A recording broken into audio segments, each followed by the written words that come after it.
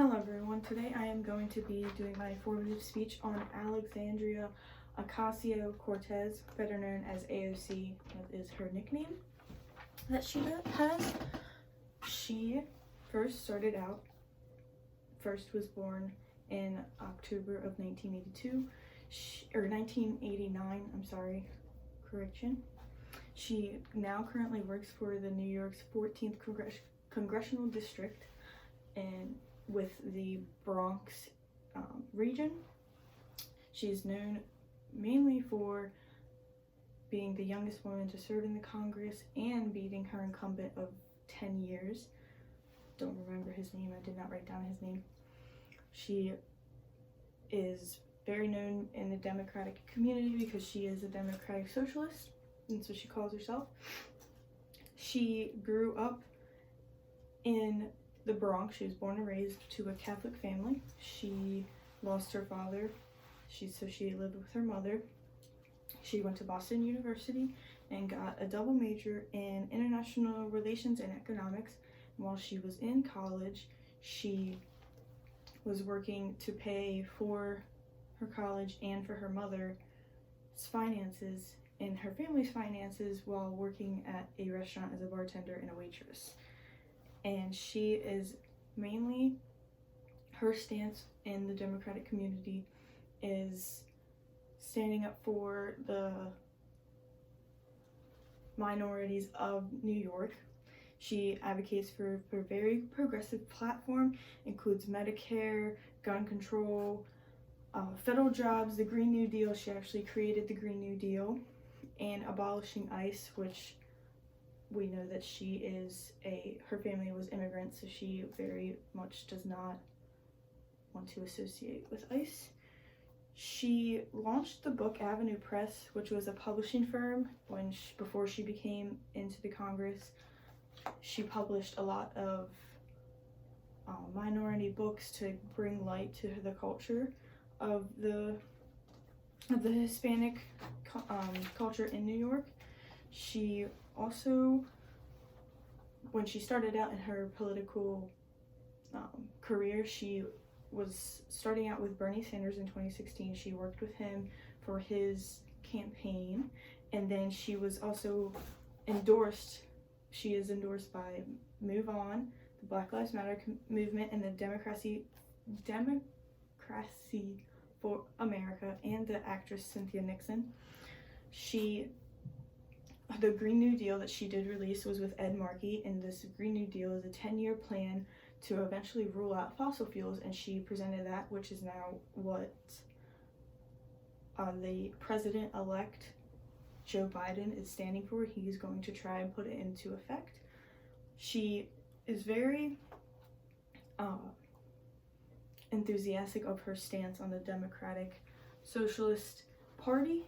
She believes in tuition-free college, getting rid of student debt, the privatization of prisons. She doesn't really believe in that. She wants to end it. And she also believes in a lot of green energy policies. She's very green life, as you would say. She is a very iconic role for the generations today of women and just basic like Gen Z or millennial generations, because she is a millennial.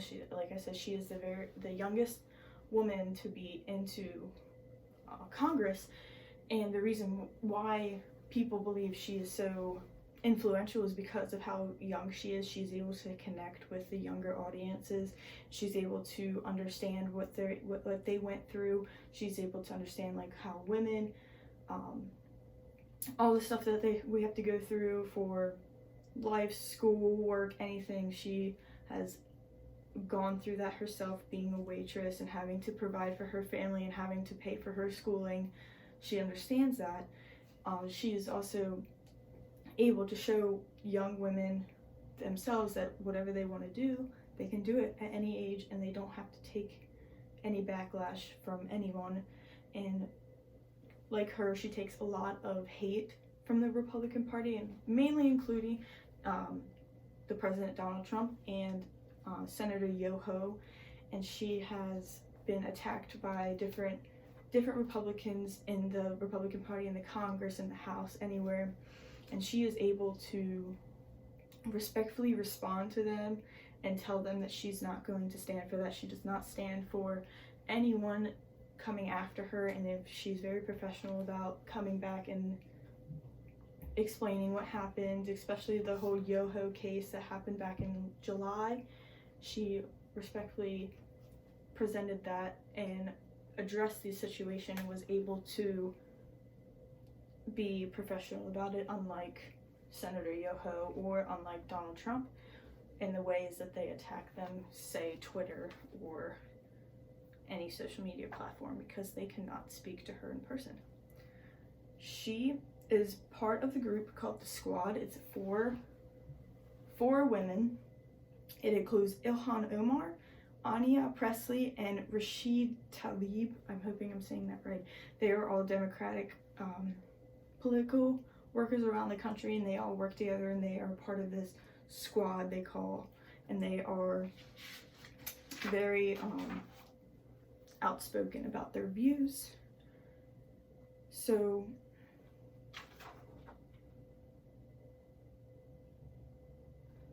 that is all I have on Alexandria Ocasio-Cortez, and the reason why I'm speaking about her is because I've seen her. She has personally affected my life in a positive way. Just learning from her, seeing how she handles backlash or handles hate towards her, and how professional she is, and just how relentless and strong she is against anyone in her life, and she is able to overcome it and do what she needs to do to better the country in any way.